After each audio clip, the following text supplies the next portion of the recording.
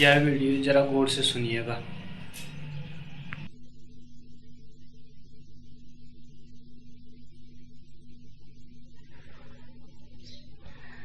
तज विकार आकार तज, निराकार को ध्यान, निराकार में बैठ कर निराधार लोलाए। प्रथम ध्यान अनुभा करे, जासे उपजे ज्ञान। दरिया बहुते करत है, कथनी में गुजरान। पंछी उड़े गगन में, खोज मंडे नहीं माही। दरिया जल में मीन गति, मार्ग दर से नाही। मन बुद्धि चित पहुँचे नहीं, शब्द सके नहीं जाए। दरिया धनुवे साधवा, जहाँ रहे लो लाए। किरकाटा किस काम का, पलट करे बहुत रंग। जन दरिया हंसा भला, जद तद के रंग। दरिया बगलायु जला, उजला ही होय हंस। ये सरवर मोती चुगे, वाके मुख में मंस। जन दरिया हंसा तना, देख बड़ा व्यवहार। तन उजला मन उजला, उजला लेत आहार। बाहर से उजला दशा, भीतर मेला अंग। तासेती कौवा भला, तन मन एक ही रंग। मान सरोवर बासिया, शिल रहे उदास। जन दरिया भज राम को, जब लग पिंजर सांस। दरिया सोता सकल जग, जागत नाही कोय। जागे में फिर जागना, जागा कहिए सोय। साध जगावे जीव को, मत कोई उठे जाग। जागे फिर सोवे नहीं, जन दरिया बड़ भाग। हीरा ले कर जा हरी, गया गंवारे देश। था जिनो कंकर कहा, भीतर पर खुन ले दरिया हीरा करोड़ का, कीमत लखे न कोई, जबर मिले कोई जौहरी, तब ही पारख होए।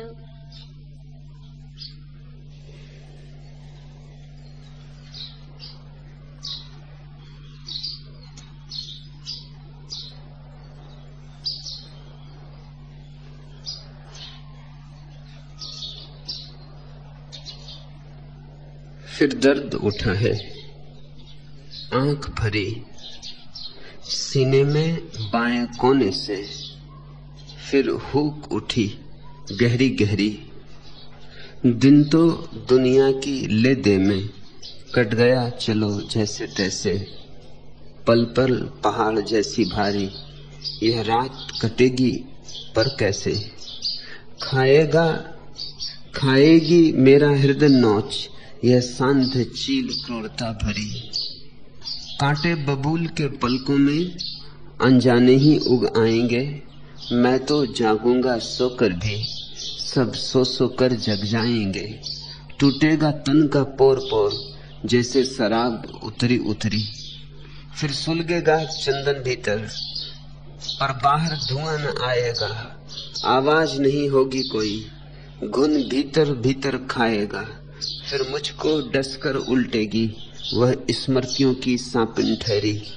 कब रेत बंधी है मुट्ठी में, कब अंजुरी में जल ठहरा है। कहती भी क्या गूंगी पीड़ा, सुनता भी क्या जग बहरा है। जिंदगी बूंद है पारे की जो एक बार बिखरी बिखरी। फिर दर्द उठा है आंख भरी, सीने के बाएं कोने से, फिर हुक उठी गहरी गहरी। इस जीवन को सस्ते में मत गंवा देना, क्योंकि मिल गया है अनायास। निर्मूल्य मत समझ लेना। कीमत तो इसकी कोई भी नहीं, पर मूल्य इसका बहुत है। कीमत और मूल्य का भाषा कोश में तो एक ही अर्थ है, लेकिन जीवन के कोश में एक ही अर्थ नहीं। जिन चीजों की कीमत होती है उनका कोई मूल्य नहीं होता, और जिन चीजों का मूल्य होता है उनकी कोई कीमत नहीं होती। प्रेम का मूल्य है, कीमत क्या। ध्यान का मूल्य है, कीमत क्या। स्वतंत्रता का मूल्य है, कीमत क्या। और बाजार में बिकती हुई चीजें हैं, सब पर कीमत लगी है, पर उनका मूल्य क्या है। जो व्यक्ति कीमत के ही जगत में जीता है वह संसारी, जो मूल्य के जगत में प्रवेश करता है वह सन्यासी। मूल्य प्रसाद है परमात्मा का, लेकिन चूंकि प्रसाद है इसलिए चूक जाने की संभावना है। कीमत देनी पड़ती तो शायद तुम जीवन का मूल्य भी करते, चूंकि मिल गया है। तुम्हारी झोली में कोई अनजान ऊर्जा उसे भर गई है, तुम्हें पता भी नहीं चला, और कोई तुम्हारे प्राणों में श्वास फूंक गया है। तुम्हें खबर भी नहीं कौन तुम्हारे हृदय में धड़क रहा है। इसलिए भूले भूले कंकड़ पत्थर बीन बीन कर ही जीवन को गमा मत देना। जब तक परमात्मा की खोज शुरू ना हो तब तक जानना ही मत कि तुम जिए। जीवन की शुरुआत परमात्मा की खोज से ही होती है। जन्म काफी नहीं है जीवन के लिए, एक और जन्म चाहिए। और धन्य भागी हैं वे जिनके जीवन में हुक उठती, पुकार उठती, पीड़ा का जिन्हें अनुभव होता है, जो परमात्मा की तलाश पर निकल पड़ते, जो सब दांव पे लगाने को राजी हो जाते। फिर दर्द उठा है, आंख भरी सीने में बाएं कोने से, फिर हुक उठी गहरी गहरी। कब रेत बंधी है मुट्ठी में, कब अंजरी में जल ठहरा है। कहती भी क्या गूंगी पीड़ा, सुनता भी क्या जग बहरा है।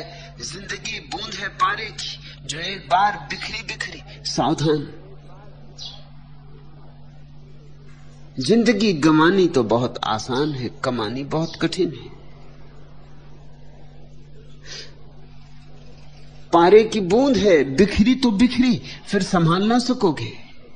और क्षण क्षण बूंद बिखरती जा रही है, और तुम हो कि खोए हो न मालूम किस व्यर्थता के जाल में। कोई धन, कोई पद, कोई प्रतिष्ठा, 2 कौड़ी उनका मूल्य है, शायद 2 कौड़ी भी उनका मूल्य नहीं। कंकड़ पत्थर बीन रहे हो, जबकि हीरे की खदान बहुत ही निकट है, बहुत ही करीब तुम्हारे भीतर है। उसी हीरे की खदान तक कैसे पहुंचा जाए, इस संबंध में आज के सूत्र हैं। पीड़ा की गंध लिए, विष का अनुबंध लिए, चंदन की छांव तले जीवन के गीत पले। तिनकों का आलिंबन आंधी की घातों पर, कपटी सी आशाएं नस्वर संघातों पर। मृत्यु की हथेले पर जीने की उत्कंठा, धूप और छांव की संघर्षी मातों पर। अधरों से आग पिए, अंतर में नेह लिए, जैसे तूफानों में बुझता सा दीप जले। सतरंगे मौसम को बंद किए बाहों में, उद्वेलित यौवन का ज्वार लिए चाहों में। पलकों की कोरी पर अंजवाए गहराई, अविरल गत चलने को पथरीली राहों में। अपना अधिकार लिए, उर्मे नौजवार लिए, सिकता पर रेखा बन जो मिट्टी लहर ढले। डसते विश्वासों पर आंसू से भरे भरे, हारों की लड़ियों में कलियों से झरे झरे। झीने अवगुंठन में सिंदूरी मांग लिए, प्रतिबिंबित रूप ने रख दर्पण में तेरे तेरे। यौवन का मोड़ लिए, हंसने की होड़ लिए, जैसे निज स्मत से पूनम का चांद छले। जेठ की दोपहरी में शीतल जिज्ञासा बन, द्वंद्वों के मंथन में अमृत अभिलाषा बन। पनघट के घट घट में सागर को सीमित कर, दर्शन के प्यासे को जीवन की परिभाषा बन। राग में विराग लिए, तपने का त्याग लिए, बनने को स्वर्ण मुकुट ज्यों कंचन देह जले। जेठ की दोपहरी में शीतल जिज्ञासा बन। ये जीवन तो जलती हुई दोपहरी, यहां सब जल रहा है, धू धू कर जल रहा है। यह जीवन तो चिताओं के अतिरिक्त और कुछ भी नहीं है, और तुम भी जानते हो, और हर एक जानता है, क्योंकि सिवाय घावों के हाथ लगता क्या है। जेठ की दोपहरी में शीतल जिज्ञासा बन, उठाओ जिज्ञासा को, खोजें उसे जो कभी खोएगा नहीं। खोजें उसे जिसे पालने पर फिर सारी खोज समाप्त हो जाती है। द्वंद्वों के मंथन में अमृत परिभाषा बन। कब तक उलझे रहोगे द्वि में, द्वैत में? कब तक बटे रहोगे द्वंद्व में? मध्य युग में यूरोप में कैदियों को एक सजा दी जाती थी।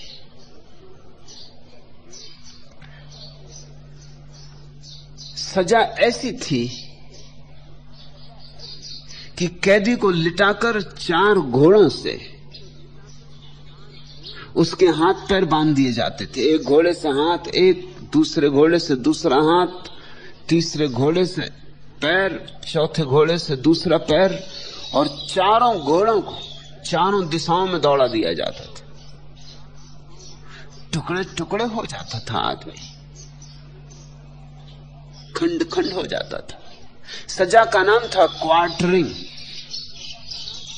और ठीक ही थी सजा का नाम, क्योंकि 4 टुकड़े हो जाते थे, चौथाई हो जाता था आदमी। सजा का नाम था चौथाई। लेकिन जिंदगी को अगर गौर से देखो तो ऐसी सजा तुम खुद अपने को दे रहे हो। तुमने कितनी वासनाओं के साथ अपने को जोड़ लिया, अलग अलग दिशाओं में जाती वासनाएं, कोई पूरब, कोई पश्चिम, कोई दक्षिण, कोई उत्तर। 4 घोड़े नहीं, 1000 घोड़ों से तुम बंधे हो, खंड खंड हुए जा रहे हो, टूटे जा रहे हो, बिखरे जा रहे हो।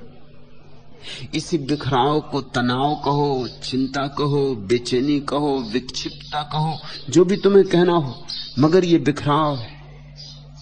और इस बिखराव में कभी तुम्हें विश्राम न मिलेगा।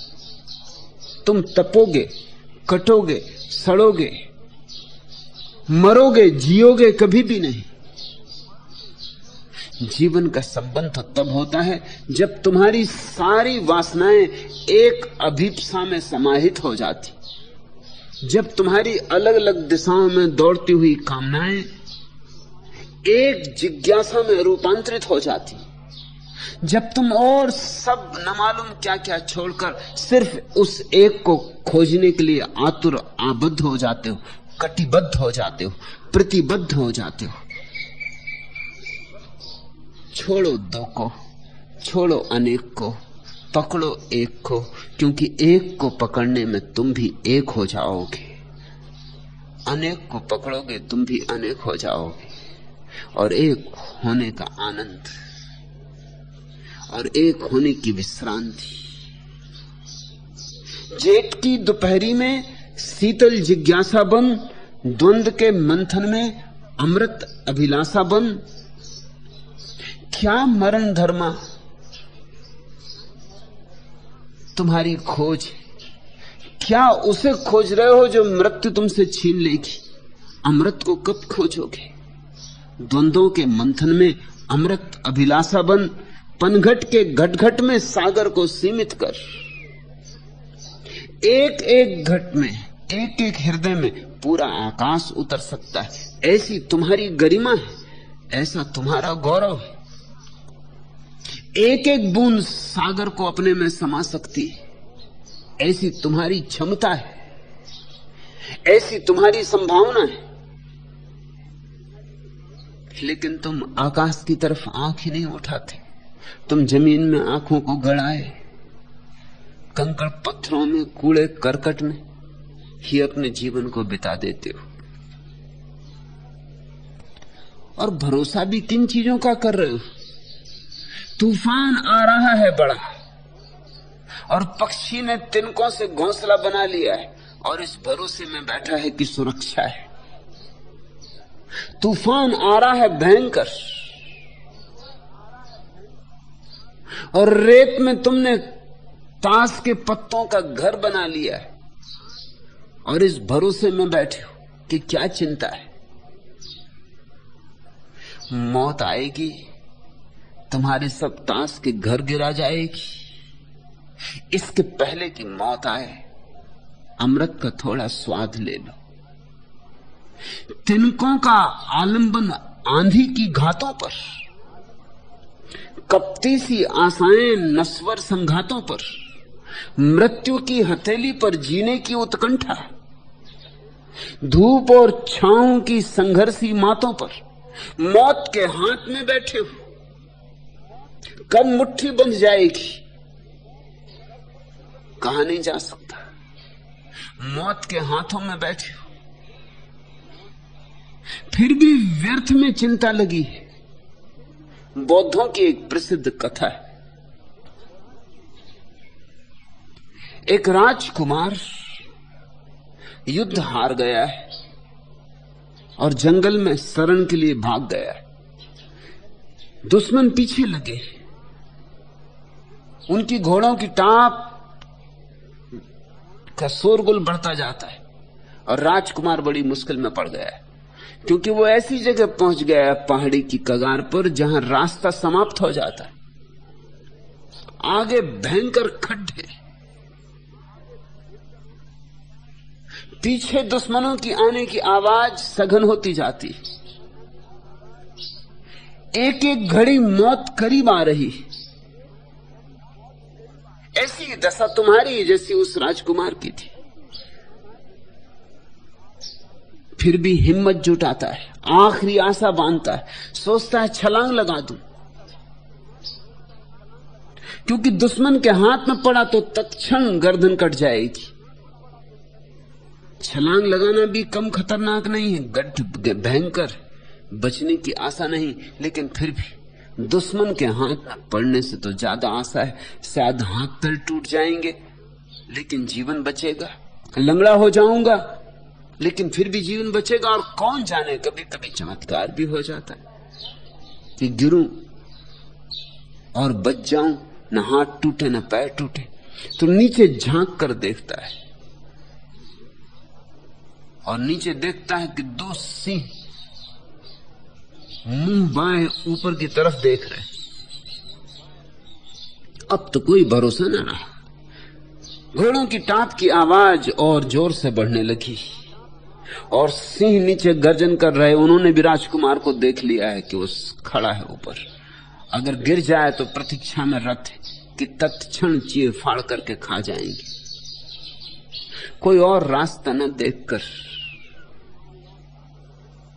राजकुमार एक वृक्ष की जड़ों को पकड़ के लटक रहता है कि शायद दुश्मनों को दिखाई ना पड़ो, सोच के कि रास्ता समाप्त हो गया, वे वापस लौट जाएं।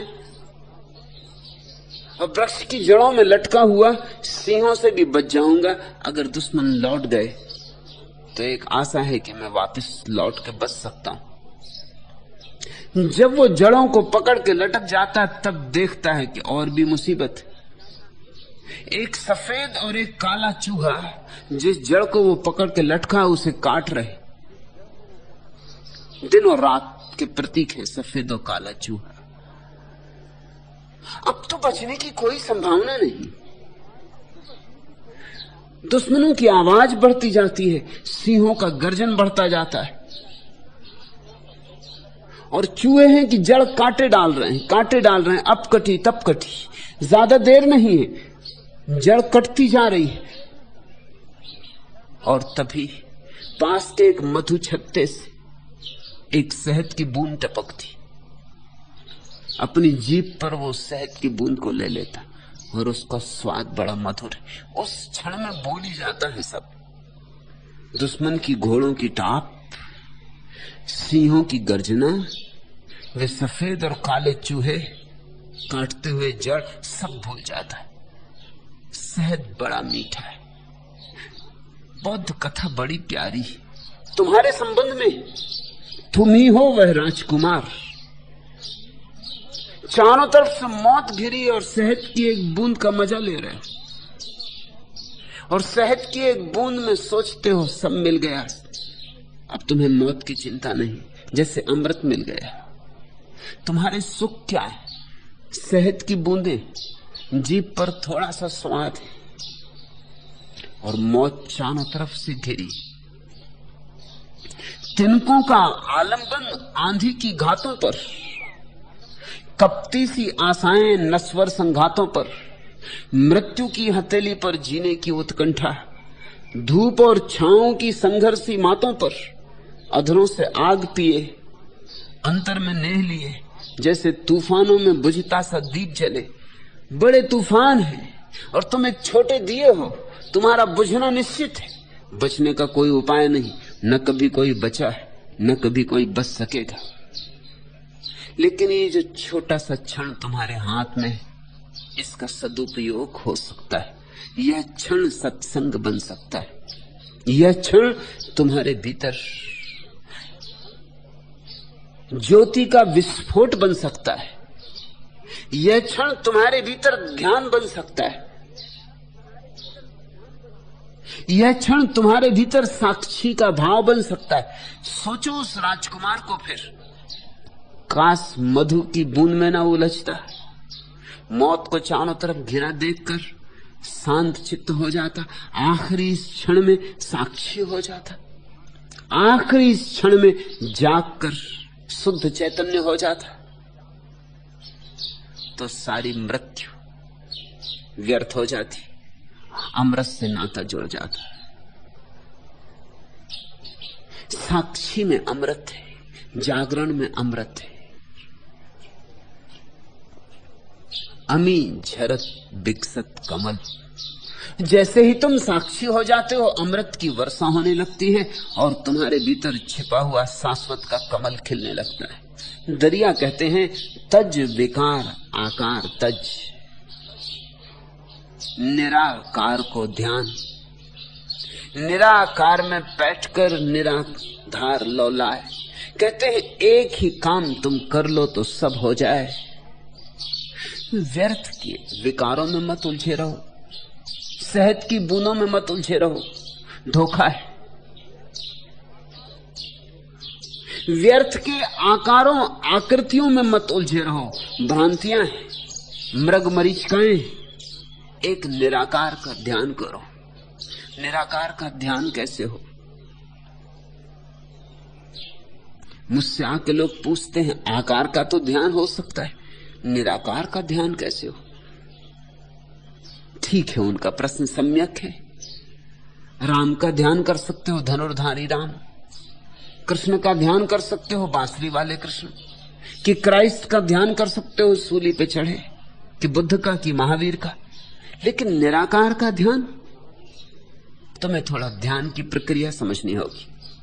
जिसको तुम ध्यान कहते हो वह ध्यान नहीं है, एकाग्रता है। एकाग्रता के लिए आकार जरूरी होता है, क्योंकि किसी पर एकाग्र होना होगा। कोई एक बिंदु चाहिए, राम, कृष्ण, बुद्ध, महावीर।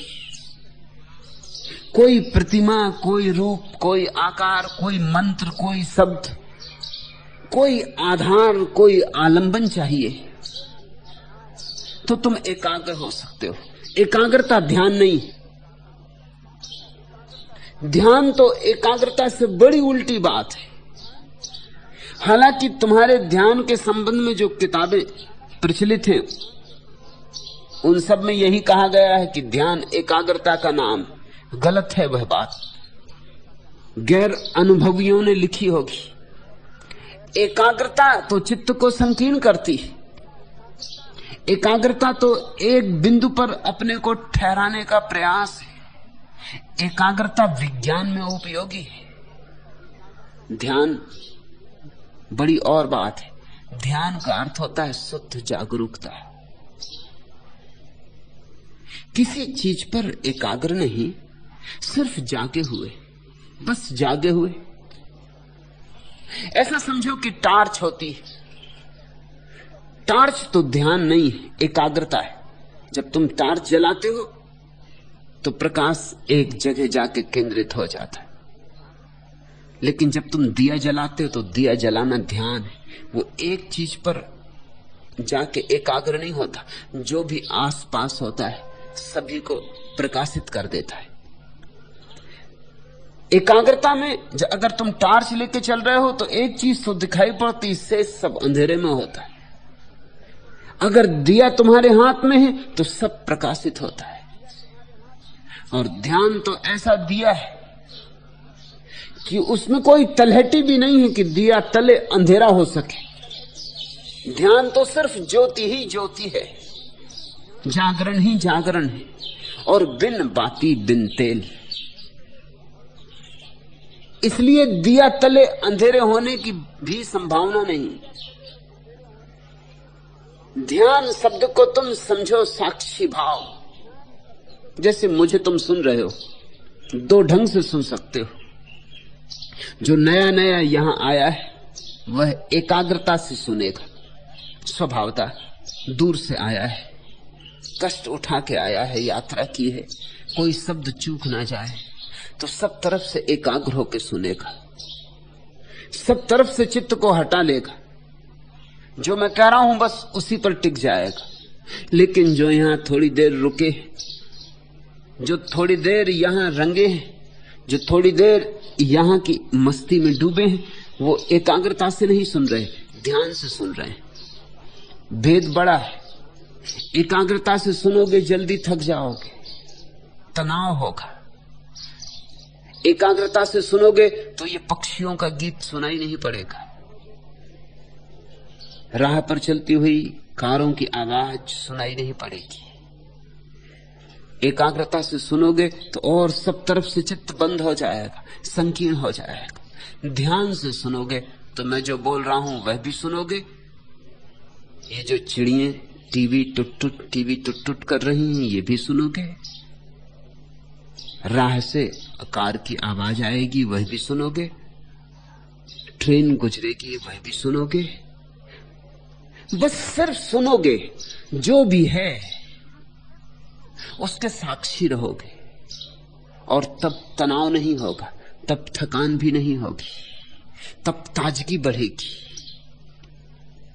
तब चित्त निश्चल होगा, निर्दोष होगा, क्योंकि चित्त विराम में होगा। निराकार पर ध्यान नहीं करना होता। जब तुम ध्यान में होते हो तो निराकार होता है। आकार पर ध्यान करना एकाग्रता है, और ध्यान करना निराकार से जुड़ जाना। निराकार में बैठकर निराधार लौलाए, सब आधार छूट जाते हैं। वह निराधार हो जाता है व्यक्ति, निरालंब हो जाता है। बस मात्र होता है। शुद्ध होने की वह घड़ी, बस होने की वह घड़ी अपूर्व है। वहीं झरता है अमृत, अमी झरत विकसत कमल। प्रथम ध्यान अनुभव करे, जासे उपजे ज्ञान। सूत्र बड़ा बहुमूल्य है। तुमने उल्टी बातें सुनी हैं आज तक। तुमसे लोग कहते हैं कि पहले शास्त्र पढ़ो, ज्ञान इकट्ठा करो, फिर ध्यान हो पाएगा। पहले ध्यान के संबंध में जानो, फिर ध्यान को जान सकोगे। दरिया कुछ और कह रहे, दरिया वही कह रहे हैं जो मैं तुमसे कहता हूं। प्रथम ध्यान अनुभव करें, पहले ध्यान का अनुभव करना होगा। जासे उपजे ज्ञान, उससे ज्ञान का जन्म होगा। तुम उल्टा ही काम कर रहे हो। तुमने बैलों को बैलगाड़ी के पीछे बांध रखा है, इसलिए कहीं नहीं पहुंच रहे हो, ना कहीं पहुंच सकते हो। ज्ञान पहले और फिर सोचते हो ध्यान। नहीं, ध्यान पहले फिर ज्ञान। सच तो यह है कि ध्यान के पीछे ज्ञान ऐसे ही आ जाता है जैसे तुम्हारे पीछे तुम्हारी छाया चली आती। अगर मुझे तुम्हारी छाया को निमंत्रण देना हो तो तुम्हें निमंत्रण देना होगा। मैं तुम्हारी छाया को सीधा निमंत्रण नहीं दे सकता। मैं तुम्हारी छाया को कितना ही कहूं कि आओ, स्वागत है, तो भी छाया के बस के बाहर है आना। हाँ, तुम आओगे तो छाया भी आ जाएगी। ज्ञान ध्यान की छाया है। वेद से नहीं मिलता ध्यान, न मिलता ज्ञान, न कुरान से, न बाइबल से। और जिसको तुम ज्ञान समझ के इकट्ठा कर लेते हो वेद, कुरान, बाइबल, धम्मपद से, वह ज्ञान नहीं है, कोरा थोथा पांडित्य, तोता रटंत है। वह ज्ञान नहीं है, ज्ञान का धोखा है। असली फूल नहीं है, कागज का फूल है। असली ज्ञान तो ध्यान में से उमकता है। ध्यान ज्ञान का गर्भ है। वेद से तुमने जो सीख लिए वचन और कुरान की आयतें कंठस्थ कर ली, वह तो ऐसे ही है जैसे किसी दूसरे के बच्चे को गोद ले लिया। तो गोदी तो भर गई, लेकिन झूठी ही भरी। बात कुछ और है जब कोई मां 9 महीने बच्चे को गर्भ में ढोती। 9 महीने की लंबी पीड़ा जरूरी भूमिका है, तो ही प्रेम उमगेगा। और जिसे 9 महीने पेट में ढोया है, उसके प्रति एक लगाव होगा, एक स्नेह होगा, एक अंतर संबंध होगा। और फिर ये भी ख्याल रहे, जब एक बच्चे का जन्म होता है तो सिर्फ एक बच्चे का ही जन्म नहीं होता, 2 चीजों का जन्म होता है। एक तरफ बच्चा पैदा होता है, एक तरफ मां पैदा होती। उसके पहले मां नहीं थी, उसके पहले सिर्फ एक स्त्री थी। इधर बच्चा पैदा हुआ, उधर मां पैदा हुई। बिना बच्चे के पैदा हुए स्त्री स्त्री रहेगी, मां ना बनेगी। हां, बच्चा गोद लिया जा सकता है, लेकिन गोद लेने से मां पैदा नहीं होगी। मां का धोखा भला हो जाए, और यही हो रहा है।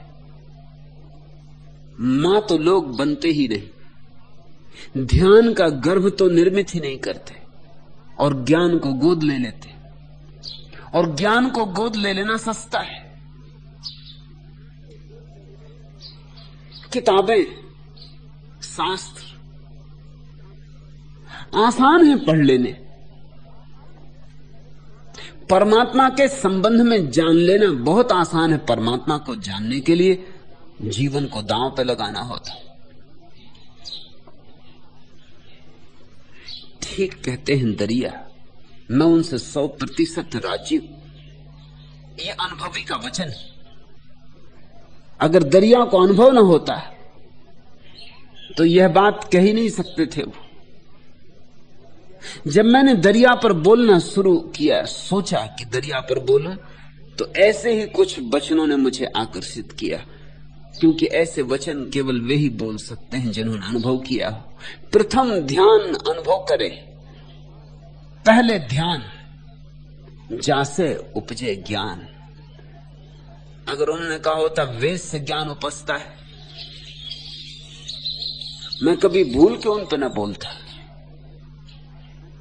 अगर उन्होंने कहा होता कि बाइबल में ज्ञान है, मुझसे नाता ही टूट जाता। इस एक वचन ने मुझे जोड़ दिया। यह आदमी असली पारखी है, जौहरी है। इसने गोद नहीं लिया है ज्ञान, इसने ज्ञान को जन्म दिया है ध्यान के गर्भ से। इसने पीड़ा सही है 9 महीने की।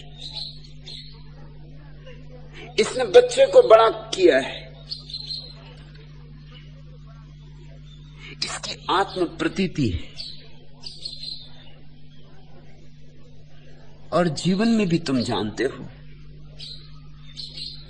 जो अनुभव से संभव होता है वह उधार अनुभव से संभव नहीं होता। बच्चों को माँ बाप लाख समझाएं, ऐसा मत करो वैसा मत करो, बच्चे मानते नहीं। और ठीक ही करते हैं बच्चे जो नहीं मानते, क्योंकि मान लें तो नपुंसक रह जाएंगे सदा के लिए, थोथे रह जाएंगे, रीढ़ पैदा न होगी। अनुभव से ही मानते। तुम कितना ही कहो बच्चे से कि मत जाओ दिए के पास, हाथ जल जाएगा, लेकिन जब तक एक बार उसका हाथ जले नहीं, तब तक उसे अनुभव ना होगा। और तुम्हारी बात का कोई मूल्य नहीं। इसलिए हर बच्चा वही भूलें करता है जो सब बच्चों ने सदियों से की। माँ बाप की सिखावन काम नहीं आती, और जिन बच्चों पे काम आ जाती वे बच्चे गोबर गणेश रह जाते हैं। ख्याल रखना, उनमें आत्मा पैदा नहीं होती। आत्मा तो अनुभव से पैदा होती। जब बच्चे का हाथ जलता तब वह जानता है कि आग जलाती।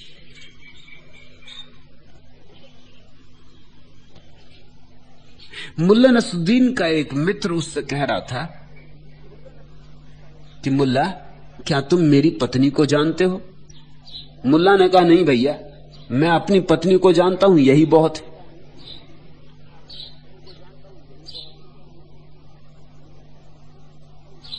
अनुभव अपना, बस अपना अनुभव ही जीवन को सम्यक आधार देता है। दूसरे का अनुभव आधार नहीं देता। दूसरे के अनुभव को तुम समझ ही नहीं सकते। दूसरे के अनुभव और तुम्हारे बीच संबंध ही नहीं जुड़ता, सेतु नहीं बनता, उधार उधार ही रह जाता है। सूचनाएं सूचनाएं ही रह जाती हैं, ज्ञान नहीं बनती। इस सूत्र को खूब हृदय में संभाल के रख लेना, क्योंकि जो इसके विपरीत गए हैं भटक गए। और जिन्होंने इस सूत्र का अनुसरण किया है पहुंच गए, उनका पहुंचना निश्चित है। प्रथम ध्यान अनुभव करे जासे उपजे ज्ञान, दरिया बहुते करत हैं कथनी में गुजरान।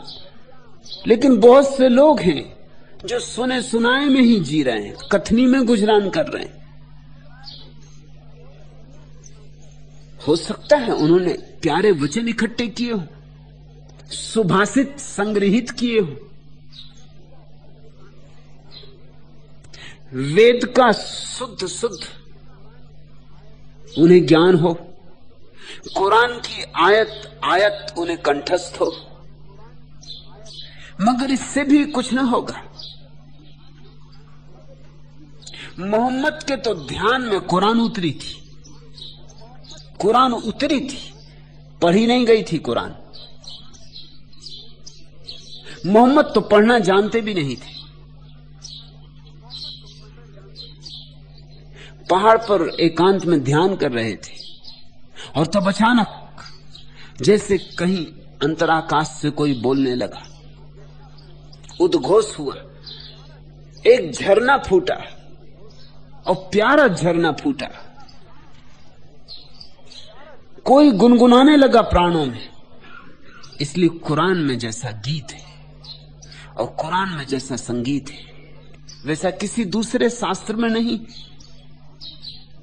कुरान की तरन्नुम किसको न नचाते, किसके हृदय को न डमाडोल कर दे। फिर कुरान के आधार पर जितनी भाषाएं दुनिया में पैदा हुई उनमें भी एक तरन्नुम है, एक लय है, कुरान की छाप है।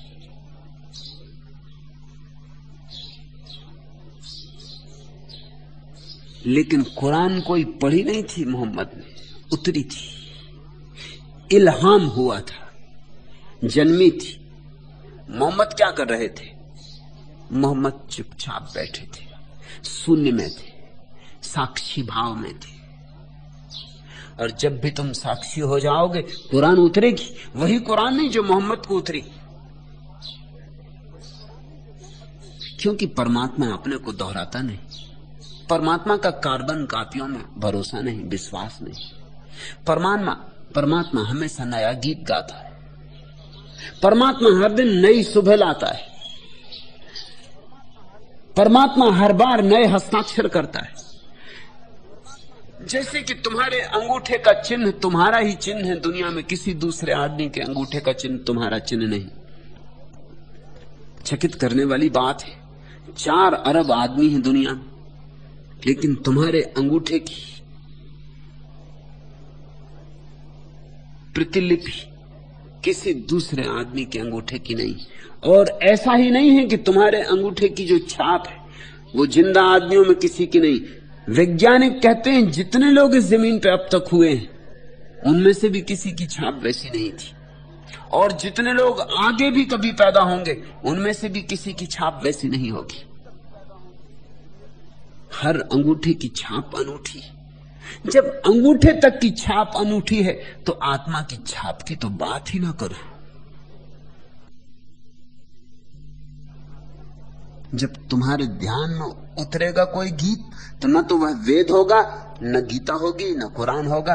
यद्यपि उसमें वही होगा जो कुरान में है, जो वेद में है, जो गीता में, मगर गीत तुम्हारा होगा, गुनगुनाहट तुम्हारी होगी, लय तुम्हारी होगी, नाचोगे तुम, उसमें अनूठापन होगा, उसमें मौलिकता होगी। और यह अच्छा है, शुभ है। काश वही गीत बार बार उतरता तो बड़ी ऊब पैदा होती। परमात्मा नित्य नूतन है।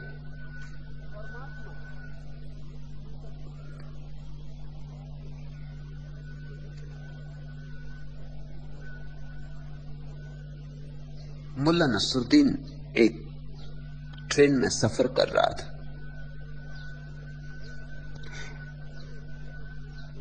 एक बड़े प्रसिद्ध कवि भी साथ में सफर कर रहे थे। कवि थे तो ट्रेन में बैठे बैठे भी कविताएं लिख रहे थे। मुल्ला ने उनसे पूछा, कोई किताब पत्रिका वगैरह है आपके पास? खाली बैठा हूं, कुछ पढ़ूं? कवि जी ने फौरन पास में रखी एक किताब देते हुए कहा, यह पढ़िए, मेरी कविताओं का संकलन। मुल्ला नसरुद्दीन बोला, धन्यवाद, उसे तो आप अपने पास रखिए, वैसे पढ़ने के लिए तो मेरे पास टाइम टेबल भी है।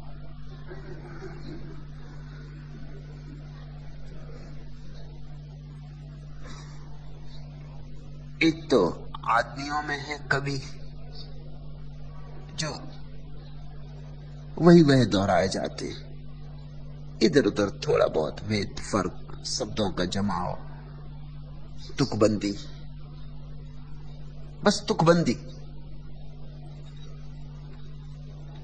राजस्थान की पुरानी कहानी, एक जाट सिर पे खाट लेके जा रहा था, गांव का कवि मिल गया, उसने कहा, जाट रे जाट, सिर पे तेरे खाट।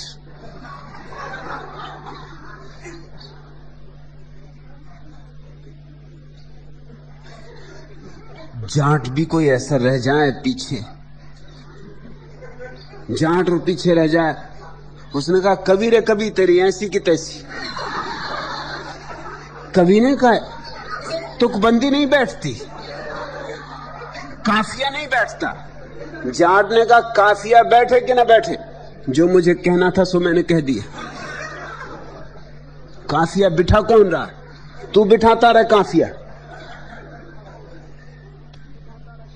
एक तो तुकबंद है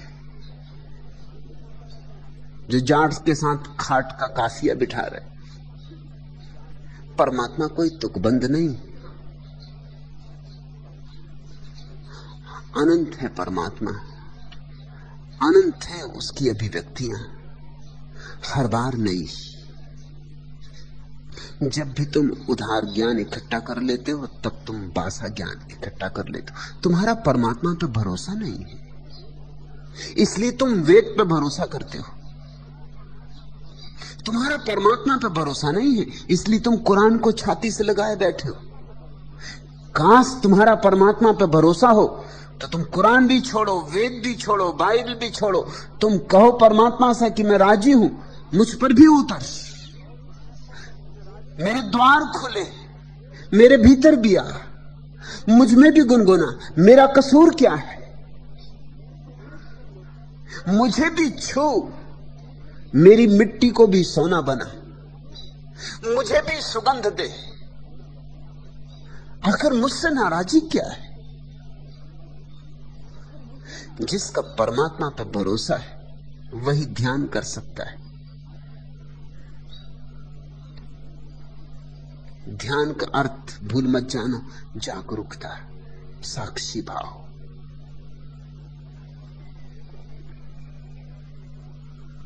और तुम कितना ही शास्त्र पढ़ो, तुम समझोगे वही जो तुम समझ सकते हो, अन्यथा हो भी कैसे सकता है। तुम वेद भी पढ़ोगे तो तुम वही थोड़ी पढ़ लोगे जो वेद के ऋषि ने लिखा था। वेद के ऋषि ने जो लिखा है उसे समझने को, उस ऋचा को समझने को, उस ऋषि की बोध दशा चाहिए पड़ेगी। बिना उस ऋषि की बोध दशा के तुम कैसे समझोगे अर्थ? अर्थ शब्दों में नहीं होता, अर्थ देखने वाले की आंखों में होता है। अर्थ शब्द में छिपा नहीं है कि तुमने शब्द को समझ लिया तो अर्थ समझ में आ जाएगा। शब्द तो केवल निमित्त है, खूंटी है। टांगना तो तुम्हें अपना ही कोट पड़ेगा। तुम जो टांगोगे वही खूंटी पे टंग जाएगा। वेद को जब बुद्धू पढ़ेगा तो वेद भी उसके साथ बुद्धू हो जाते।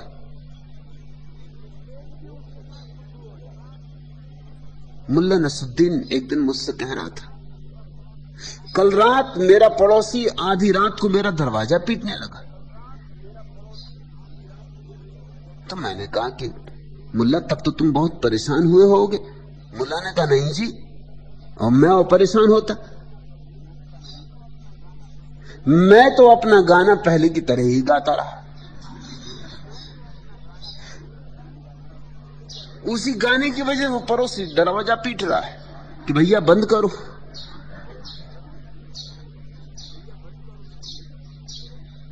मगर मुल्ला समझे तब।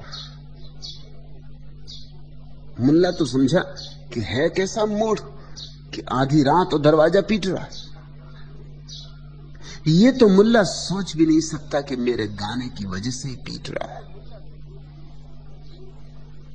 मुल्ला ने सितार बजाना शुरू किया तो एक ही तार पर रे रे रे रे रे रे करता रहता। पत्नी घबरा गई, पागल होने लगी, बच्चे घबरा गए, पड़ोसी घबरा गए। एक दिन सारे लोग इकट्ठे हो गए, हाथ जोड़कर प्रार्थना की कि महाराज, बहुत संगीतज्ञ देखे मगर रे रे रे रे कितने दिन से तुम कर रहे हो, हम सब पगला रहे हैं।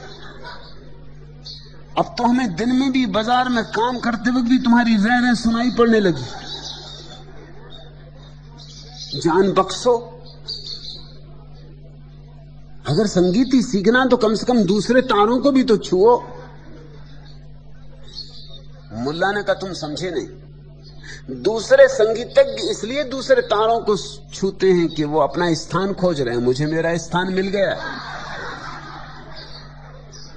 अब मुझे खोजने की जरूरत नहीं,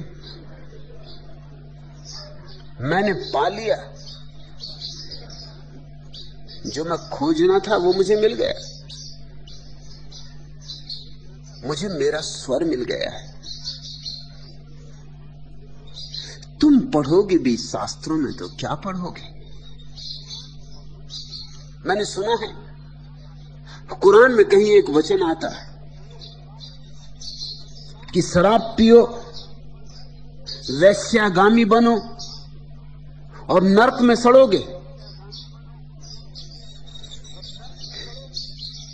मुल्ला नसरुद्दीन शराब भी पीता, वैश्यागामी भी, और कुरान भी पढ़ता। तो मैंने पूछा नसरुद्दीन, इस वचन पे तुम्हारी नजर नहीं गई?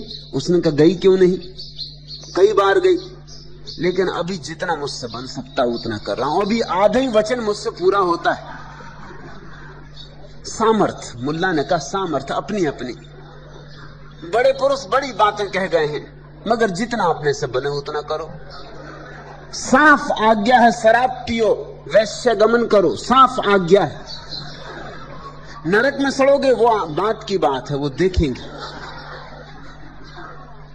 तुम समझोगे वही जो तुम समझ सकते हो, तुम अर्थ भी वही निकालोगे जो तुम्ही को ही समर्थित कर जाएंगे। नहीं, ध्यान के बिना ज्ञान नहीं हो सकता। ध्यान पहले तुम्हें ऋषि बनाएगा, तब ऋचाओं के अर्थ खुलेंगे। और मजा यह है कि जब तुम ऋषि हो जाओगे और वेदों की ऋचाओं के अर्थ तुम्हारे सामने खुलने लगेंगे, जैसे वसंत आ जाए और कलियां खिल जाएं, तब तुम्हें जरूरत ही ना रहेगी वेदों में जाने की, क्योंकि तुम्हारा अपना वेद ही भीतर लहराने लगेगा। तब तुम स्वयं ही वेद हो जाओगे, तब तुम्हारा वचन वचन वेद होगा, तब तुम्हारा शब्द शब्द कुरान होगा। उसी की तलाश करो जिसे पालने से सारे शास्त्रों का सार मिल जाता है।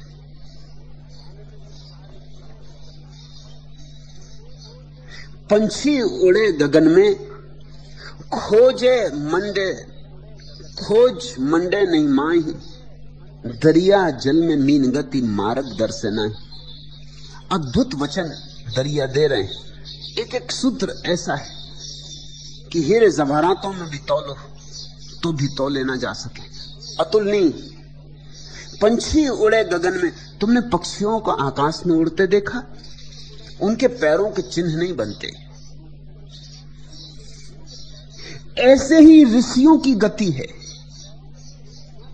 उनके पैरों के चिन्ह नहीं बनते। परमात्मा के आकाश में जो उड़ रहे हैं उनके पैरों के चिन्ह कहां बनेंगे? इसलिए तुम किसी के अनुगामी मत बनना, अनुगमन हो ही नहीं सकता, पद चिन्ह ही नहीं बनते।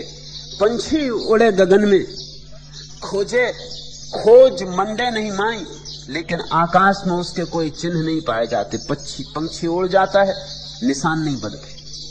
इसलिए कोई दूसरा पंछी अगर उसका अनुगमन करना चाहे तो कैसे करे?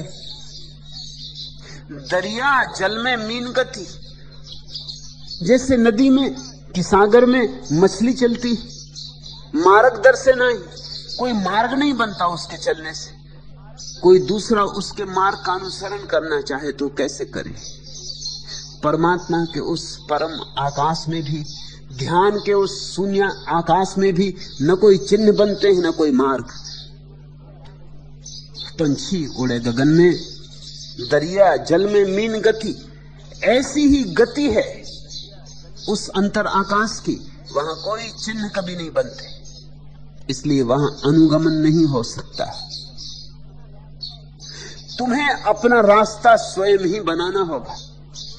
हिंदू होने से काम ना चलेगा, मुसलमान होने से काम ना चलेगा, ईसाई जैन बौद्ध होने से काम ना चलेगा। क्योंकि ये तो इस बात का तो ये अर्थ हुआ कि मार्ग बना बनाया है, सिर्फ तुम्हें चलना है। जैन होने का क्या अर्थ है कि मार्ग तो बना गए तीर्थंकर, अब हमारा कुल काम इतना है कि चलना है। वे तो सुपर हाईवे तैयार कर गए, अब तुम्हें कुछ और करने को बचा नहीं। नहीं, मार्ग बनता ही नहीं सत्य का। सत्य का कोई मार्ग नहीं बनता। पंछी उड़े गगन में, याद रखना, महावीर और बुद्ध और कृष्ण और क्राइस्ट, ये सब आकाश में उड़ते पंछी हैं। तुम इनका पीछा नहीं कर सकते। ये कोई चिन्ह छोड़ नहीं गए। चिन्ह तो पंडितों ने बना लिए।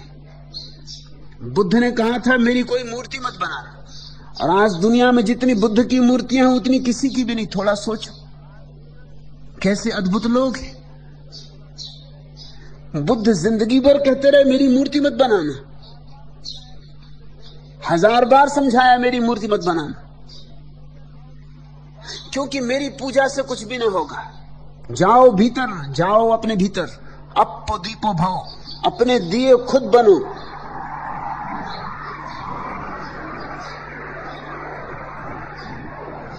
लेकिन बुद्ध की इतनी मूर्तियां बनी, इतनी मूर्तियां बनी जितनी किसी की भी कभी नहीं बनी, और शायद अब किसी की भी कभी नहीं बनेगी।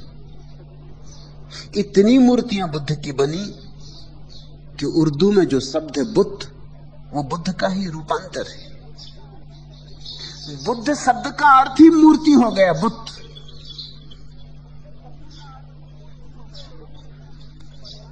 इतनी मूर्तियां बनी कि बुद्ध में और मूर्ति शब्द में पर्यायवाची संबंध हो गया, कुछ भेद ही ना रहा। मूर्ति यानी बुद्ध की। चीन में मंदिर है एक, 10,000 बुद्धों का मंदिर, एक मंदिर में 10,000 मूर्तियां। हुआ क्या?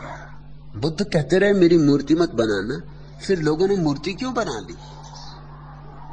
लोग जो पीछे आते हैं उन्हें चिन्ह चाहिए, उन्हें पद चिन्ह चाहिए, उन्हें मील के पत्थर चाहिए, उन्हें साफ सुथरा रास्ता चाहिए। कोई इतनी झंझट नहीं लेना चाहता कि जंगल में अपनी पगडंडी खुद बनाए, चले और बनाए, चले और बनाए, जितना चले उतनी बने। याद रखना, यह बात अति मौलिक, अति आधारभूत है। सत्य का कोई भी अनुसरण नहीं हो सकता, सत्य का अनुसंधान होता है, अनुकरण नहीं, अनुसंधान। किसी के पीछे चल के तुम सत्य तक कभी ना पहुंचोगे, अपने भीतर जाओगे तो सत्य तक पहुंचोगे। किसी के पीछे गए तो बाहर का ही अनुगमन रहा, अपने भीतर जाओगे तब बीहड़ है वहां, अंधकार है वहां, जंगल है, रास्ता साफ नहीं, जाना कठिन है, लेकिन वह कठिनाई ही तो मूल्य है जो चुकाना पड़ता है।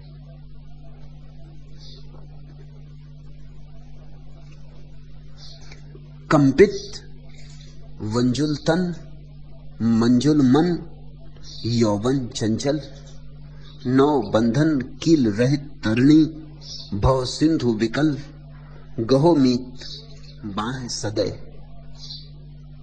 भ्रम में चिंतन सोचन, भ्रमित ज्ञान अथिर चरण, दुर्दम तम तोम जाल, अगम दुसह कालक्षण, आगत अनजान, दुखद सुखद गत स्मरण मरण, वर्तमान करो विजय।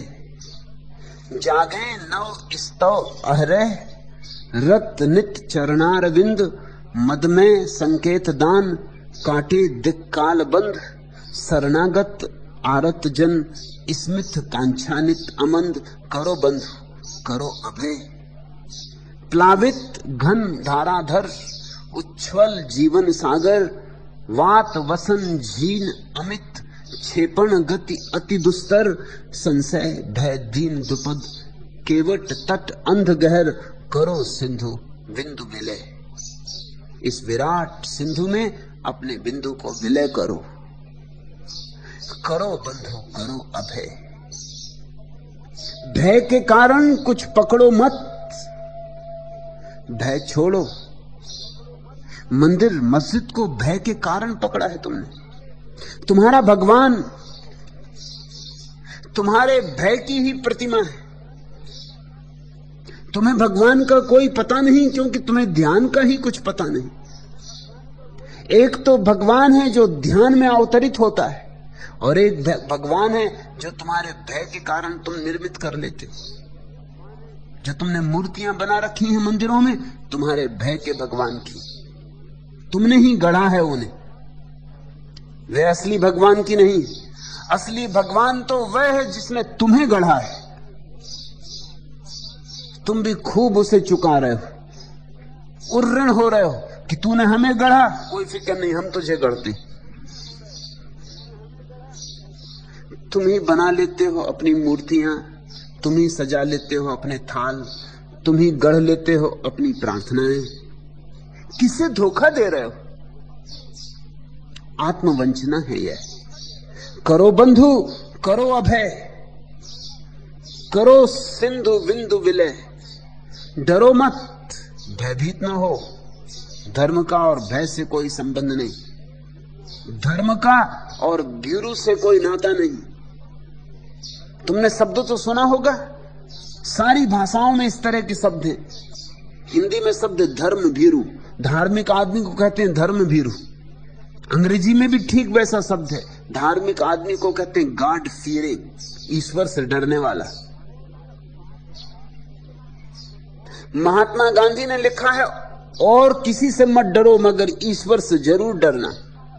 और मैं तुमसे कहता हूं, और किसी से डरो तो डरो, ईश्वर से कभी मत डरना। क्योंकि ईश्वर से अगर डरे तो संबंध ही ना हो सकेगा। उससे तो प्रेम करना, और प्रेम में कोई डरता है? प्रेम कहीं डरता है? प्रेम अभय। प्रेम से जोड़ो नाता, भय से नाते जुड़ते नहीं। और जिससे तुम भयभीत होते हो, तुम्हारे मन में उसके प्रति विरोध होता है, प्रेम नहीं होता। तुलसीदास ने कहा, भय बिन होए न प्रीति। और मैं तुमसे कहता हूं ठीक इससे उल्टी बात। तुलसीदास कहते हैं बिना भय के प्रीति नहीं होती। ये पता नहीं किस प्रीति की बात कर रहे हैं, कि किसी के सिर पर लठ लेके खड़े हो गए और उसको भयभीत कर दिया, और वो कहने लगा कि मुझे आपसे बड़ा प्रेम है। ये प्रीति हुई? वो प्रतीक्षा करेगा किसी क्षण जब बदला ले सके, वो तुम्हें मजा चखाएगा, वो राह देखेगा। भय बिन होए न प्रीति। मगर तुलसीदास कोरे पंडित थे, दरिया जैसे नहीं, बस कोरे पंडित। इसलिए मुझसे बहुत बार लोग पूछते, आप कबीर पर बोले, नानक पर बोले, फरीद पर बोले, दरिया पर बोल रहे हैं, मीरा पर बोले, इतने संतों पर बोले, तुलसीदास पर क्यों नहीं बोलते? तुलसीदास पर मैं नहीं बोलूंगा। तुलसीदास की वाणी में मुझे ध्यान नहीं दिखाई पड़ता, अनुभव नहीं दिखाई पड़ता। पंडित है, बड़े कवि हैं, मगर कवियों से क्या लेना देना? मैं कालिदास पे थोड़ी बोलूंगा, भवभूति पर थोड़ी बोलूंगा, शेक्सपियर पे थोड़ी बोलूंगा। कवियों से क्या लेना देना? महाकवि और बड़े पंडित हैं और शास्त्रों के बड़े ज्ञाता हैं, मगर इन सब बातों का मेरी दृष्टि में कोई मूल्य नहीं। अनुभव की चूक मालूम होती, कहीं भूल मालूम होती। कहते हैं जब तुलसीदास को कृष्ण के मंदिर में ले जाया गया, नाभादास ने अपने संस्मरणों में लिखा है, तो तुलसीदास कृष्ण की मूर्ति के सामने झुके नहीं। जो ले गया था उसने कहा नमस्कार नहीं करिएगा। उन्होंने कहा मैं तो सिर्फ धनुर्धारी राम के सामने झुकता हूं। जिसे ध्यान हो गया हो उसे धनुर्धारी राम और बांसुरी रखे कृष्ण में भेद मालूम पड़ेगा। जिसे ध्यान हो गया हो उसे तो मंदिर और मस्जिद में भी भेद नहीं रह जाएगा। उसे तो महावीर, बुद्ध और मोहम्मद में भी भेद नहीं रह जाएगा। मगर तुलसीदास को अभी कृष्ण और राम में भी भेद दिखाई पड़ रहा, दोनों हिंदू। लेकिन तुलसीदास ने कहा कि मेरा माथा तो तभी झुकेगा जब धनुष बाण हाथ लोगे। मेरा माथा तो सिर्फ राम के सामने झुकता है। परमात्मा पे भी शर्त लगाओगे? ये माथा झुकाना हुआ? ये तो परमात्मा को झुकवाना हुआ। ये तो साफ बात हो गई कि हो इरादे, अगर चाहते हो कि मैं झुकूं तो पहले तुम झुको, लो धनुष बाण हाथ। ये तो बात साफ हो गई, ये तो सौदा हो गया। ये प्रार्थना ना हुई, ये तो अपेक्षा हो गई कि मेरी अपेक्षा पहले पूरी करो तो फिर मैं झुकूंगा। पहले तुम मेरी अपेक्षा पूरी करो तो फिर मैं तुम्हारी अपेक्षा पूरी करूंगा। नहीं, तुलसीदास दिखता है भय के कारण ही भक्त थे, और भय से भक्ति पैदा नहीं होती। भक्ति तो प्रेम का परिष्कार है। भय के कारण ही तुम दूसरों के बनाए हुए रास्तों पे चलते हो, क्योंकि लगता है सुरक्षित। बहुत लोग चल चुके हैं तो डर नहीं मालूम होता। अगर भीड़ गड्ढे में भी जा रही हो तो तुम आसानी से जा सकते हो, क्योंकि इतने लोग कुछ गलती थोड़ी कर रहे होंगे। एक बार बनट शाह को किसी ईसाई पुरोहित ने कहा कि आप अपने को ईसाई नहीं मानते, करोड़ों लोग ईसाई हैं, क्या इतने लोग गलती कर सकते? क्या इतने लोग गलत हो सकते? बनट शाह ने जो उत्तर दिया वो बहुत अद्भुत है। खूब ध्यानपूर्वक सुनना। बनट शाह ने कहा इतने लोग सही हो ही नहीं सकते,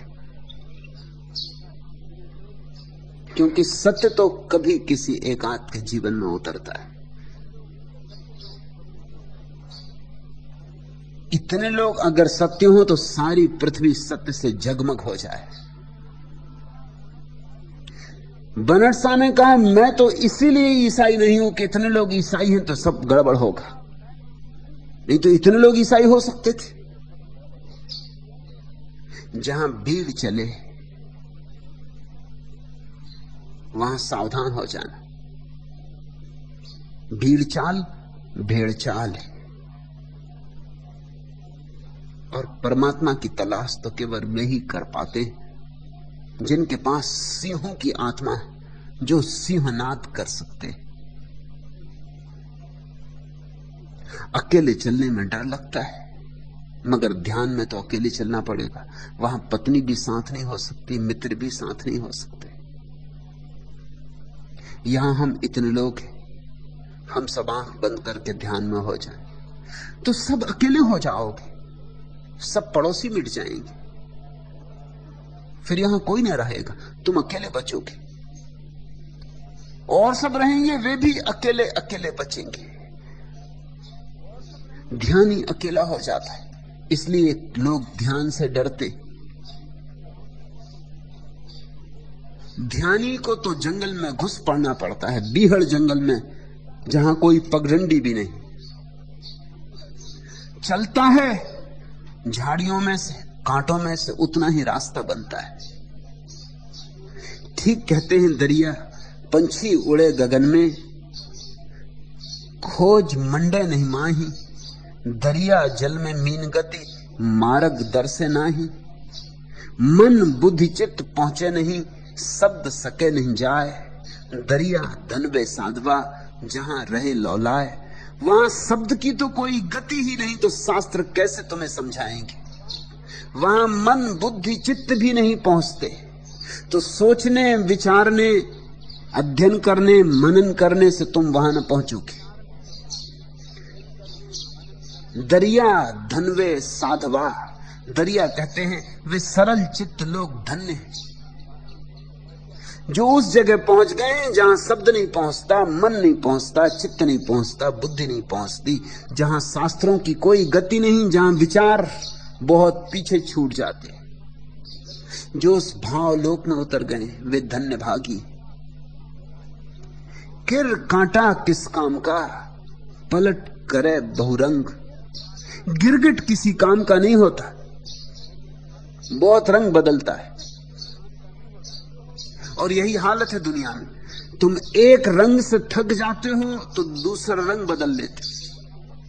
संसारी संसार से थक जाता है, जंगल भाग जाता है, लेकिन वही का वही, चित्त वही, चिंतन वही, धारणाएं वही।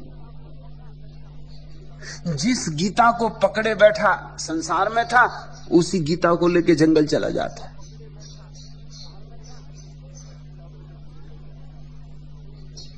समाज छोड़ देते हैं लोग। एक मेरे मित्र जैन थे, समाज छोड़ दिया, घर छोड़ दिया, मुनि हो गए। मैंने उनसे पूछा कि अब तुम अपने को जैन मुनि क्यों कहते हो? जब जैनों का समाज ही छोड़ दिया, जब जैन घर छोड़ दिया, तो अब कैसे जैन? लेकिन वो छोड़ना सब ऊपर ऊपर है, भीतर सब वही का वही, वही पकड़, वही धारणाएं, वही शास्त्र। असली बात ऐसे नहीं छूटती। ये तो गिरगिट का रंग बदलना। हिंदू ईसाई हो जाते, थक गए हिंदू होने से, बहुत सिर मार लिया, चलो अब ईसाई हो जाएं। ईसाई हिंदू हो जाते, थक गए ईसाई होने से, चलो हिंदू हो जाएं। ऐसे लोग अपने रंग बदल लेते हैं, मगर रंग बदलने से कुछ भी नहीं होता जब तक कि तुम्हारी आत्मा ना बदले।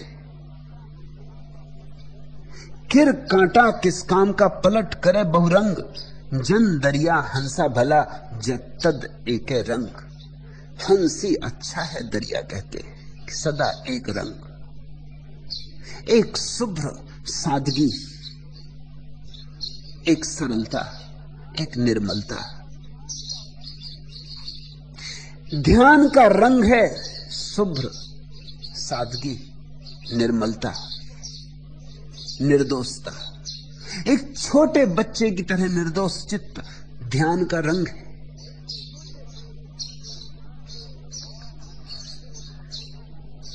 और जो ध्यान को उपलब्ध होता है वही समर्थ होता है एक रहने में। जो ध्यान को उपलब्ध नहीं होता उसे तो गिरगिट की तरह रंग बदलने ही पड़ते। तुम खुद भी जानते हो, अपने अनुभव से जानते हो। जरा में सज्जन मालूम होते हो, जरा में दुर्जन हो जाते हो। अभी अभी बिल्कुल भले थे, अभी अभी एकदम तलवार निकाल ली। अभी अभी बिल्कुल प्रेमपूर्ण मालूम होते थे, जरा सी कुछ बात हो गई, आग बबूला हो गए।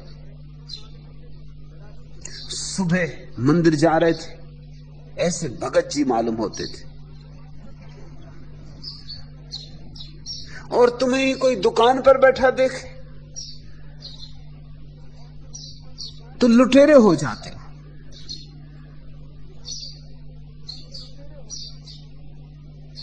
तुम दिन में कितने रंग बदलते हो।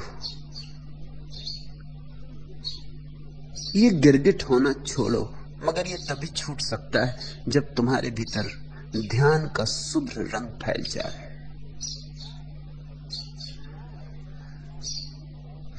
दरिया बगला उजला उज्जवल ही हो हंस, लेकिन ख्याल रखना, दरिया कहते हैं कि मैं कह रहा हूं कि सफेद रंग बगलों का भी होता है।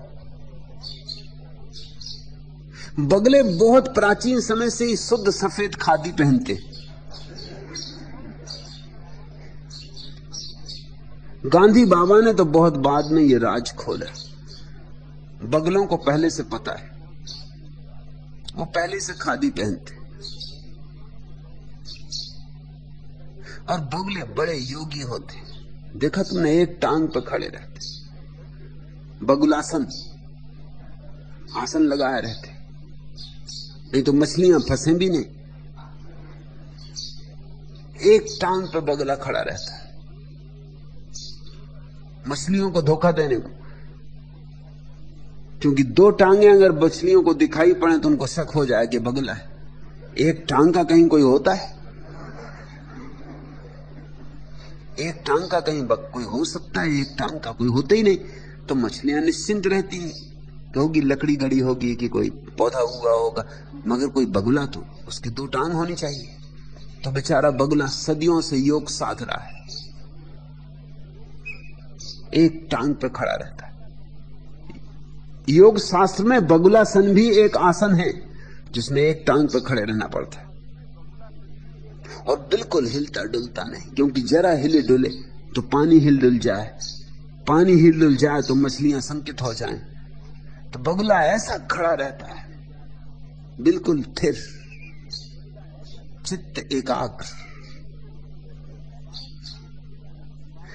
दरिया कहते हैं कि मैं सफेद रंग की बात कर रहा हूं, तुम कहीं भूल मत बैठ जाना, क्योंकि हंस भी सफेद होते, बगले भी सफेद होते। दरिया बगला उजला उज्जवल ही होए हंस, दोनों उजले, मगर दोनों के उजलेपन में बड़ा फर्क है।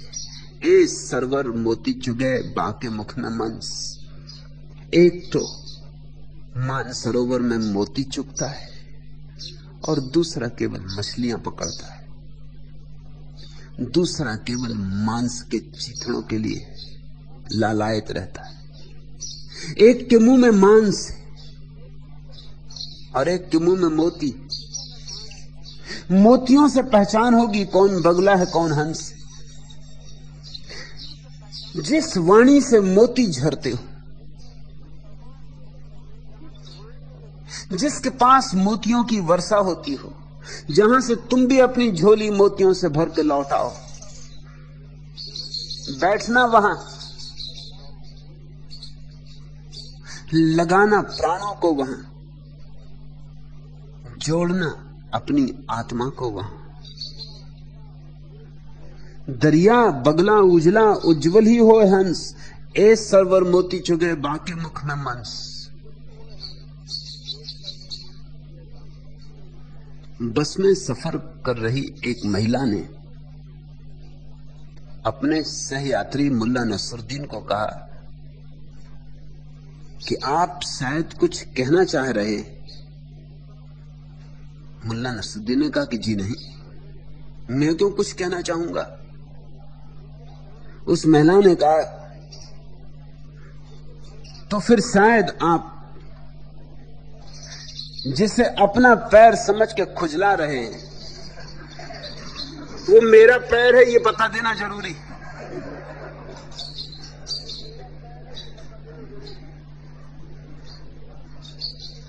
मुल्ला गया था नुमाइश में, लखनऊ की नुमाइश, रंगीन लोग, रंगीन हवा। एक सुंदर सी महिला को मुल्ला धक्का धुक्की करने लगा, मौका देख के चींटी इत्यादि भी ले दी। आखिर उस महिला से न रहा गया, उसने मुड़कर मुल्ला की तरफ कहा कि शर्म नहीं आती, खादी के सफेद कपड़े पहने हो, गांधीवादी टोपी लगाए हो, शर्म नहीं आती। मुल्ला ने कहा जब दिल्ली में किसी को नहीं आती तो मुझे ही क्यों आए। कोई मैंने शर्म का ठेका लिया है। महिला भी कुछ चुप रह जाने वाली नहीं थी। उसने कहा छोड़ो खादी की बात, बाल भी सफेद हो गए, कुछ सफेद बालों की तो लाज रखो। मुल्ला ने कहा बाल कितने ही सफेद हो गए, दिल मेरा अब भी काला है। अब बालों की सुनूं कि दिल की सुनूं, तू ही बता। बगुला ऊपर ऊपर सफेद है, दिल तो बहुत काला है। रंग बस ऊपर ऊपर है, भीतर तो बड़ा तमस है। और ख्याल रखना, बगुला हो जाना बहुत आसान। कहते ना बगुला भगत।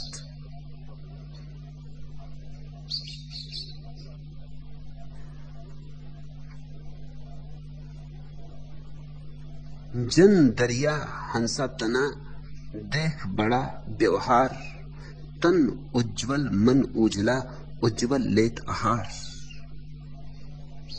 इसलिए तन को ही देख के मत उलझ जाना, बाहर बाहर के व्यवहार को देखकर मत उलझ जाना। अंतर तम में झांकना, तन उज्जवल मन उजला, उज्जवल लेत आहार। देखना व्यवहार, देखना आहार, देखना बाहर, देखना भीतर। सत्संग का यही अर्थ है कि गुरु के पास सब रंगों में बैठ के देखना, सब ढंगों में बैठ के देखना, सब दिशाओं से गुरु से संबंध जोड़ना, ताकि उसकी अंतरात्मा की झलक तुम पे पड़ने लगे।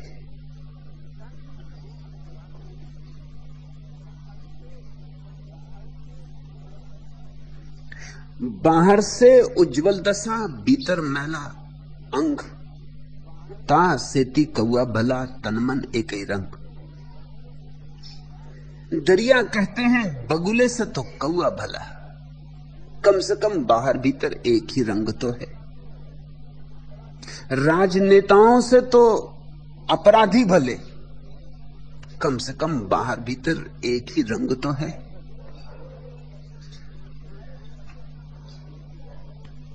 तुम्हारे तथाकथित संतों से तो पापी भले, कम से कम बाहर भीतर एक ही रंग तो है। बाहर से उज्जवल दशा, भीतर मैला अंग। लेकिन सदियों सदियों से तुम्हें पाखंड सिखाया गया है, तुम्हें यही सिखाया गया बाहर कुछ भीतर कुछ। तुम्हें यही सिखाया गया भीतर जो करना हो करो, मगर बाहर एक सुंदर रूपरेखा बनाए रखो। लोग अपने घरों में बैठक खाना सजा कर रखते हैं, बाकी उनका घर गंदा पड़ा रहता, बस बैठक खाना सजा रहता है। ऐसी ही लोगों की जिंदगी, उनका बैठक खाना सजा रहता है, चेहरे पर उनका मुस्कान रहती, मुंह में राम, बगल में छुरी। मुल्ला नसरुद्दीन मुझसे कह रहा था कि मैं डर के कारण हंसता हूं। मैंने पूछा ये भी कोई बात हुई? लोग आनंद के कारण हंसते हैं, डर के कारण? तुम कुछ नई ही बात ले आए। तुम क्या तुलसीदास जी के अनुयायी हो या क्या बात? भय दिन हो न प्रीति। तुम्हें डर से हंसी आती, डर से लोग कपते हैं, हंसोगे क्यों? उसने कहा कि नहीं, आप समझे नहीं। आपको क्या मालूम, मेरी पत्नी जब भी कभी चुटकुले सुनाने लगती है तो उसके डर से मुझे हंसना ही पड़ता है। और वही चुटकुले वो कई दफा सुना चुकी, मगर फिर भी मुझे हंसना पड़ता।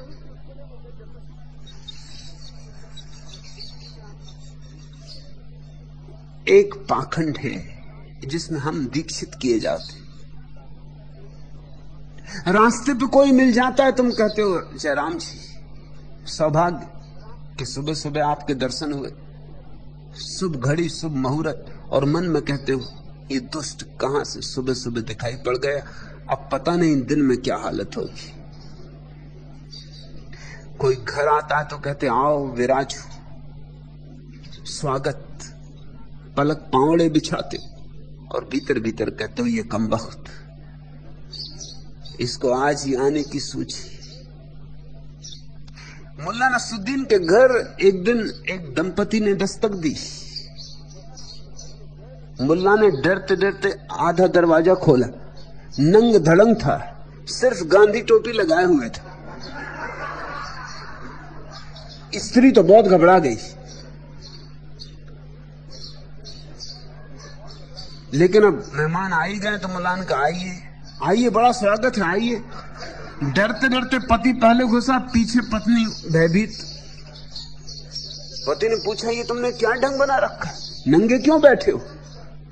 तो मुल्ला ने कहा कि इस समय मुझसे कोई मिलने आता ही नहीं, इसलिए मस्त अपना घर अकेला नंगा बैठा हुआ। तो पत्नी ने पूछा फिर ये टोपी क्यों लगाई? तो मुल्ला ने कहा कभी कोई भूल चूक से शायद आ ही जाए।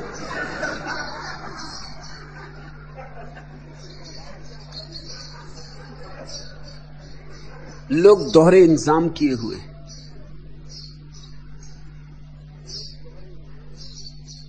एक उनकी जिंदगी है जिसे वो अंधेरे में जीते, और एक जिंदगी है जिसे वो उजाले में दिखाते।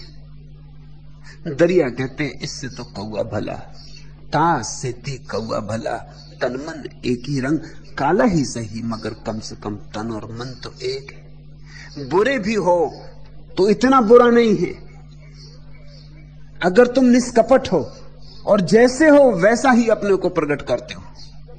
पाखंडी पापी से भी बदतर है, लेकिन पाखंडियों की पूजा होती, पापियों को सजा मिलती।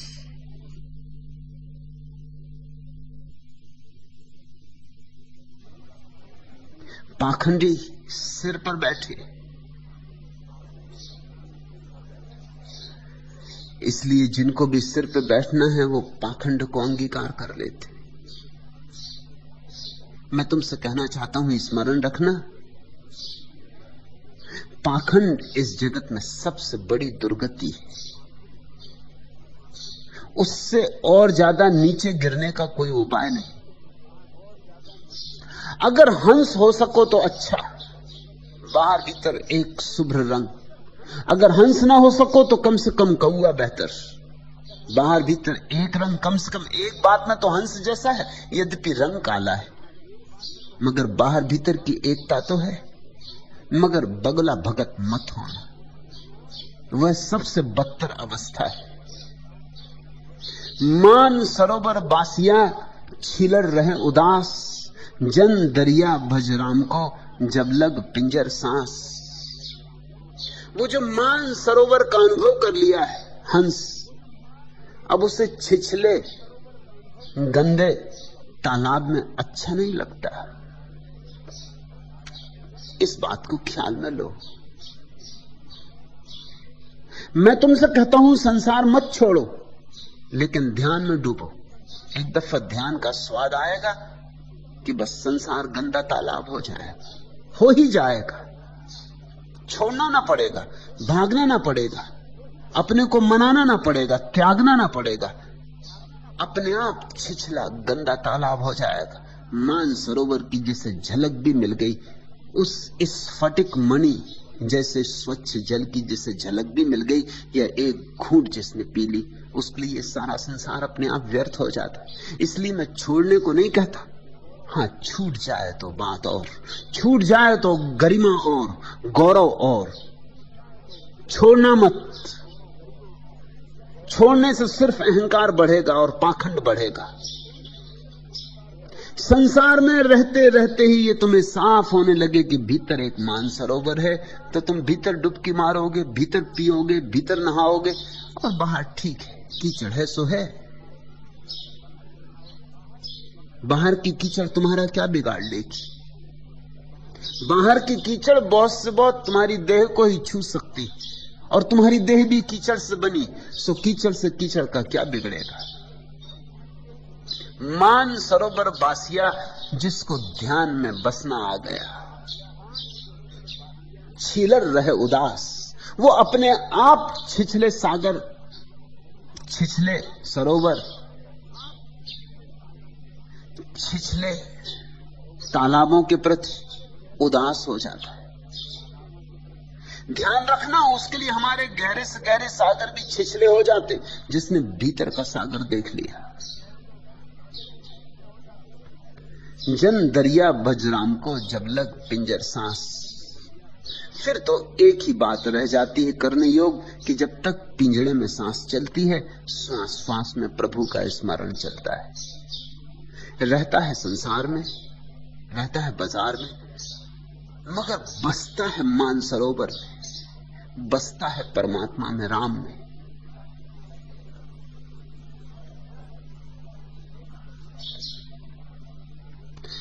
दरिया सोता सगल जग, जागत नाही कोय, जागे में फिर जागना, जागा कहिए सोए। छोटे से सूत्र में साक्षी का पूरा शास्त्र कह दिया। दरिया सोता सगल जग, यहां तो सारा संसार सोया हुआ है। तुम जो भी कर रहे हो नींद में कर रहे हो, यहां कोई जागा हुआ नहीं। एक दाढ़ी वाले साहब बस में खड़े खड़े सफर कर रहे थे। एक स्टॉप पर एक बहुत ही ठिगने कद का व्यक्ति उसने सवार हुआ।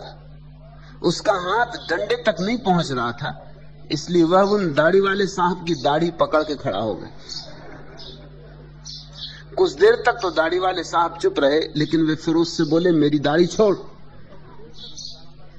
उस ठिगने आदमी ने कहा, क्यों, क्या आप अगले स्टॉप पे उतरने वाले?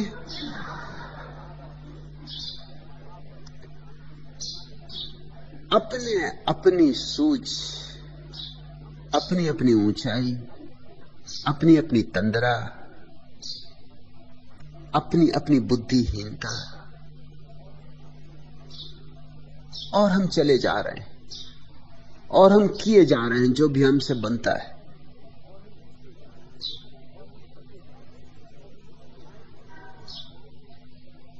एक कवि महोदय माइक छोड़ने का नाम नहीं ले रहे थे। जब श्रोताओं ने बहुत चिल्लपो मचाई तो कवि महोदय बोले, ठीक है, अब आप थोड़ी देर और सब्र करके मेरी अंतरिम 15वीं कविता सुन ले। ऐसा बार बार कह के तो आप 19 कविताएं पहले ही सुना चुके। कई श्रोताओं ने चिल्लाकर टोका।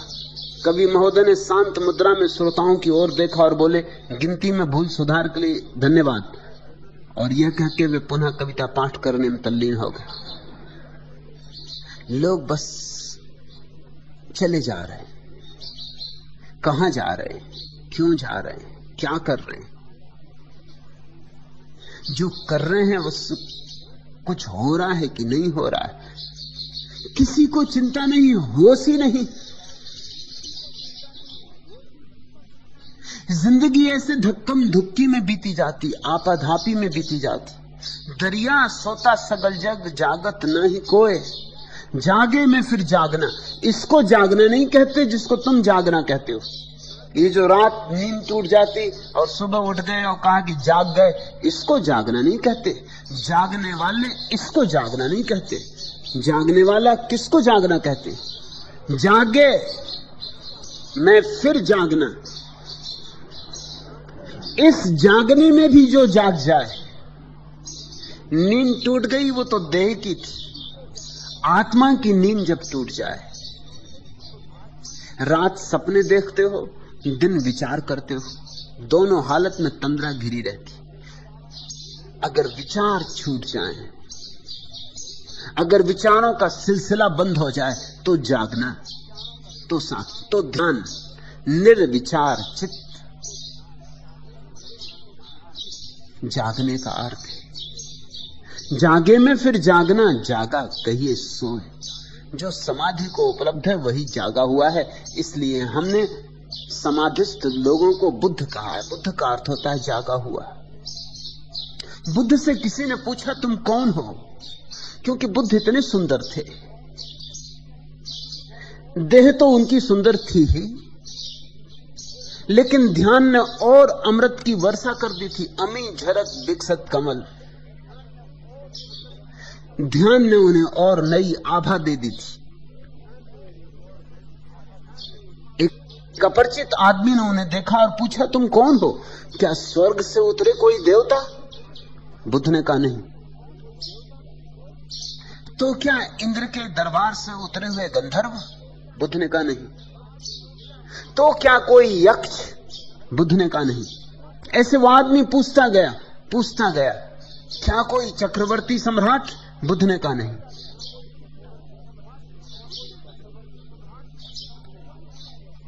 तो उस आदमी ने पूछा, कम से कम आदमी तो हो?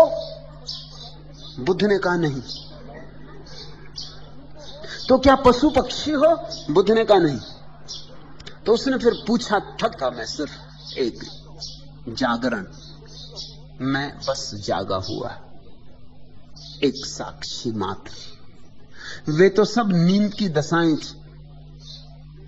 कोई पक्षी की तरह सोया है, कोई पशु की तरह सोया है, कोई मनुष्य की तरह सोया है, कोई देवता की तरह सोया है। वे तो सब सुसुप्ति की दशाएं थी। कोई स्वप्न देख रहा है गंधर्व होने का, कोई यक्ष होने का, कोई चक्रवर्ती होने का।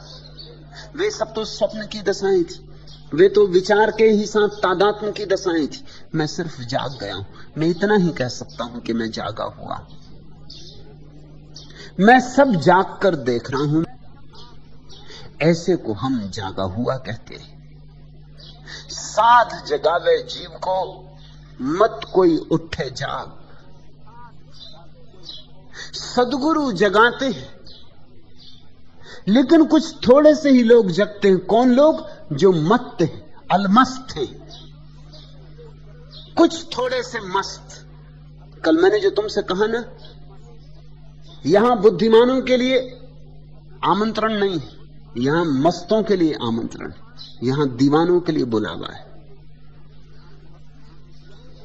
बुद्धिमानी तो कचरा है। इसलिए इस आश्रम का नियम है कि यहां तो आओ पियक्कड़ की तरह। दरिया कहते हैं, साध जगावे जीव को, मत कोई जागे। कोई उठे जाग, कोई मतवाला, कोई दीवाना जागता है।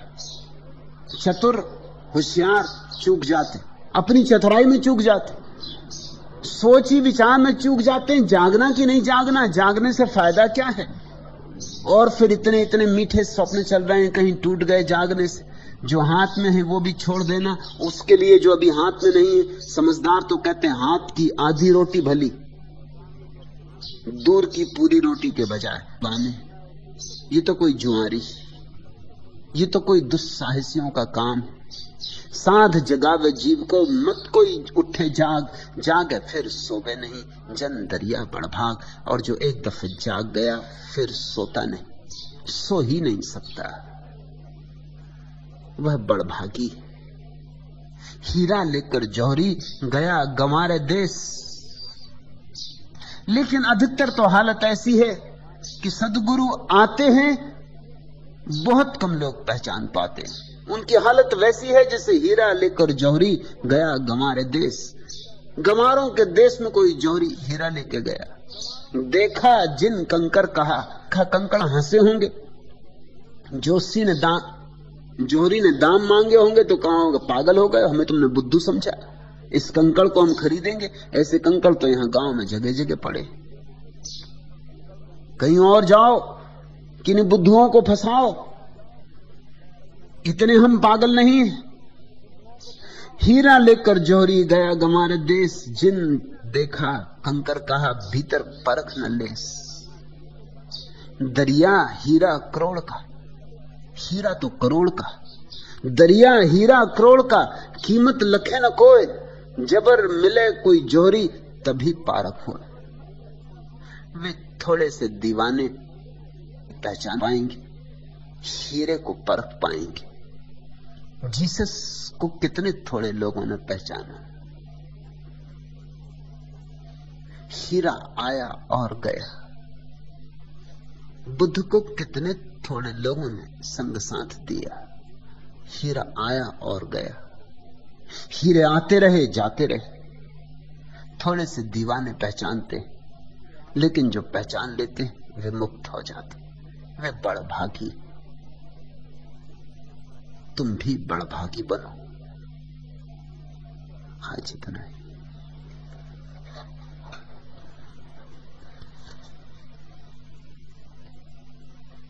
अगर यह वीडियो आपको अच्छी लग रही हो तो वीडियो को लाइक और चैनल को सब्सक्राइब करें।